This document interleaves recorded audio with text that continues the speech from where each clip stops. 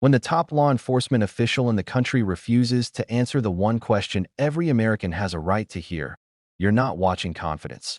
You're watching a system trying desperately to hide something. And in this hearing, the silence wasn't subtle. It was loud. It was deliberate. And it exposed far more than any spoken answer ever could. Because the moment a straightforward question about foreign money influencing the presidency entered the room, everything changed. The tone, the energy, the evasiveness. And what happened next revealed a pattern many people have quietly suspected for months. A pattern that only becomes clearer the longer you look at it. Senator Merkley started with a question so basic, so fundamental to national security, that most officials would answer it immediately without hesitation. This solicitation of investments in his personal product, his meme coin, led to many people who were coming from foreign countries attending that dinner. Don't you think the American people have a right to know? And you said yourself you're very concerned about foreign influence on our government.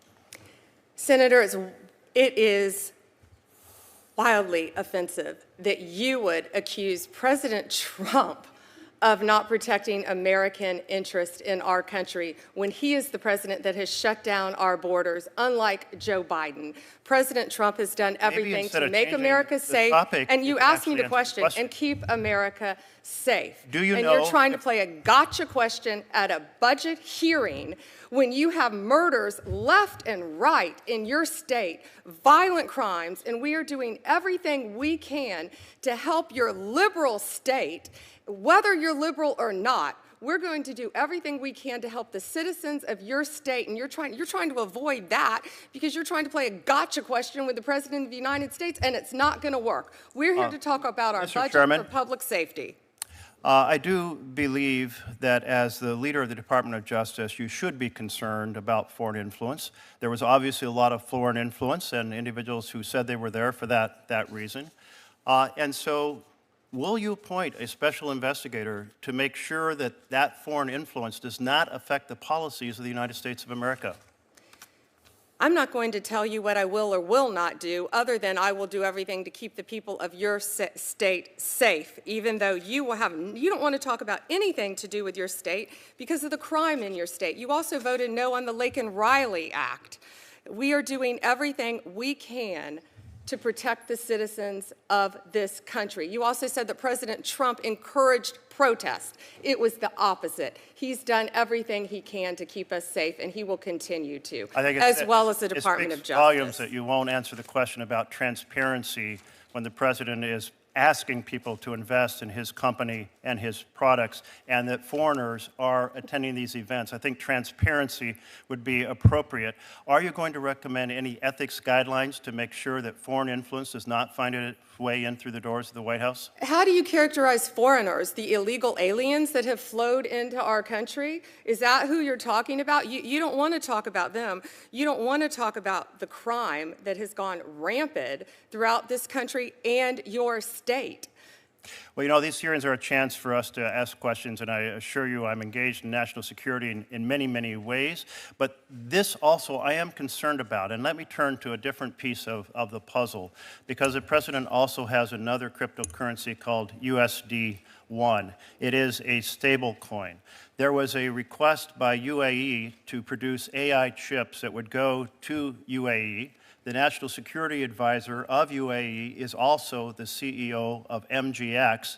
So after that request for those chips occurred, MGX then said, we will buy 2 billion, billion with a B, of the president's coins. And then the president went to the Middle East and said, we will get you those AI chips. Does this sequence of events in which a foreign government asks for a big favor, and we had previously banned these chips to UAE because of the national security concerns. Then they buy $2 billion of the president's coins, and then the president goes to the Middle East and says, we will provide those chips. Does that sequence of events concern you about foreign influence on the United States of America? The foreign influence on America that I would be concerned about if I were you was the Mexican national that resided in Oregon, who we just arrested, who had 384 pounds of methamphetamine. The foreign individual who I would be concerned about if I were a senator from Oregon is the Honduran drug trafficker who was residing in Portland for distributing fentanyl. The foreign national I would be concerned about if I was a Portland senator, an Oregon senator, is a Mexican national leader of a drug trafficking ring. Another one, fentanyl, firearms, fatal overdoses, all in your state. You have made your point. 57,700 fentanyl pills and stolen firearms in Oregon. That's what we should work together on, not gotcha questions during a budget hearing. Let me recognize Senator Merkley. Thank you very much, Mr. Chairman. The Attorney General certainly has made the point that she's very concerned about issues that I'm concerned about as well regarding the security of this country. But let the record note that in terms of foreign influence and the sale of foreign influence through the president's coins, she absolutely refuses to respond and instead turns to a whole list of different topics. I think it's important for the leader of the Justice Department of the United States to be very concerned about foreign influence, and I encourage you to take on that topic and not consider it an offense that those of us who are concerned here, Democrats and Republicans, want Americans to make American decisions, not foreign influence being bought through crypto coins. Senator Murkowski. Chairman. Were there foreign interests attending the private dinner held for the 220 biggest buyers of the president's memecoin? A simple yes or no. A basic transparency inquiry. Not about rumors. Not about anonymous accusations.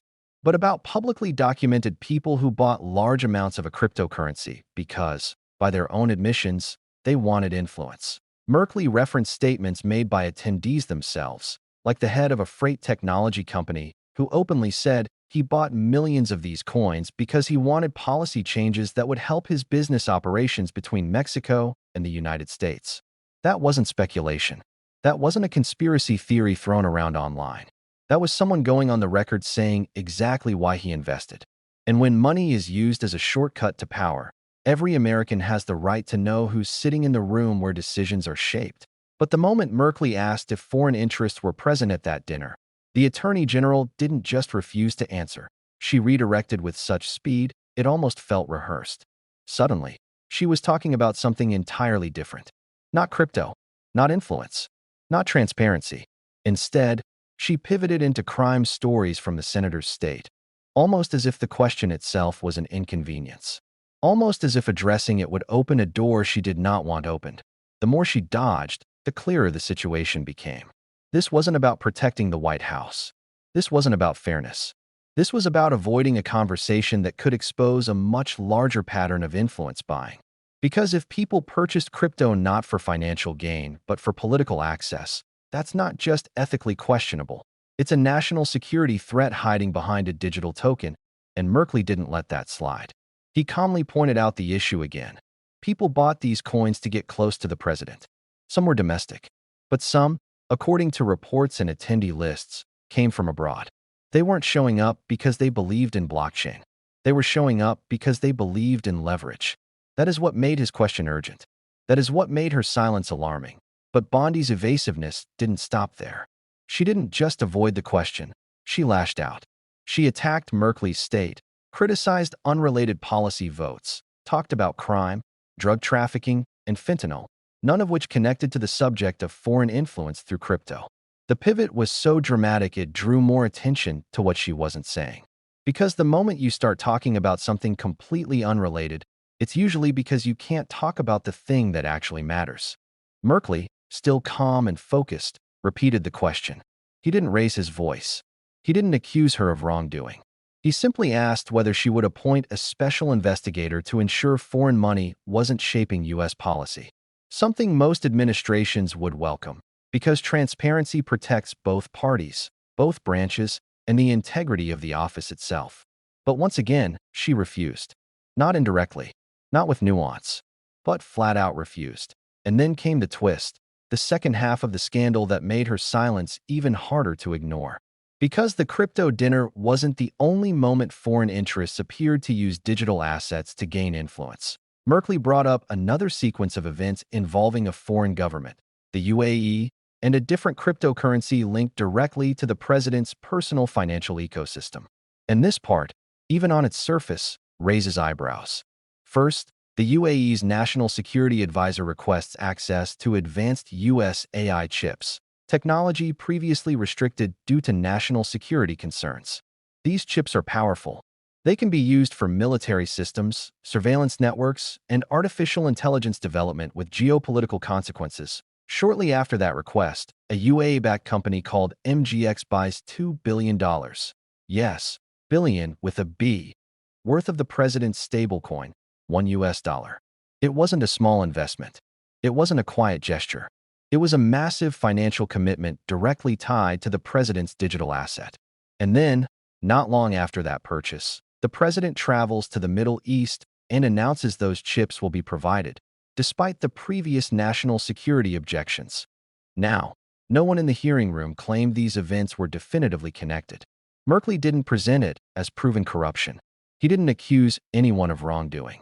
He simply laid out the timeline, the facts, the public statements, and the financial transactions, and asked if these coincidences should concern the Department of Justice. He didn't say, "This happened because of that." He said, "How does this sequence not raise serious questions?" And instead of addressing the question or acknowledging how the timeline could reasonably alarm national security experts, Bondi pivoted yet again. Another quick redirect. Another unrelated crime story. Another accusation thrown at the senator's state. Another avalanche of deflection. At this point, it wasn't just avoidance. It was a refusal to acknowledge any of the facts Merkley presented. Facts that were already public. Facts that didn't require classified briefings. Facts anyone could read, verify, or investigate. Merkley closed his portion of the hearing with a final, calm, unshakable point. That as the nation's chief law enforcement officer, she should be deeply concerned about foreign influence through financial pathways, especially those tied to digital assets connected to the presidency. He said openly that she refused to answer the question. He said the public deserved transparency. He said Americans, regardless of party, want their government's decisions shaped by American interests, not foreign investments disguised as cryptocurrency purchases. And that's what made this moment different from typical partisan hearings. This wasn't a political trap. This wasn't a hypothetical. These were real interactions, real money, real timelines, and real unanswered questions. And Bondi's refusal didn't protect the presidency. It did the opposite. It raised suspicions. It confirmed concerns. It made the silence feel louder than any explanation ever could. Because when someone has the power to reassure the country and chooses not to, people don't forget that. They don't dismiss it. They ask why. Why avoid the simplest question in the hearing? Why pivot away from the topic so aggressively? Why turn every remark into a distraction? And why does every pivot seem designed to bury the one subject that keeps resurfacing? Foreign influence through financial pathways that benefit those closest to the president. This was more than a heated exchange. It was a moment that captured the root of a growing national worry, that influence isn't being bought through backroom deals anymore. It's being bought through open transactions hiding behind the glamour of new technology. Its influence concealed under the glow of digital coins, stable tokens, and investment dinners that look harmless on the surface but carry deeper implications underneath. Merkley wasn't dramatic. He wasn't angry. He was focused, clear, direct. And the more direct he became, the more evasive the Attorney General got. And that contrast is why this clip is exploding online. Because silence can be an answer, and deflection can tell a story all by itself. If you found this breakdown helpful and want more deep dives into political hearings, foreign influence issues, and the moments officials hope you don't notice, make sure to hit the like button, subscribe to the channel, and drop a comment telling me which part of this exchange surprised you the most. More analysis is coming, and trust me, you're going to want to see what happens next.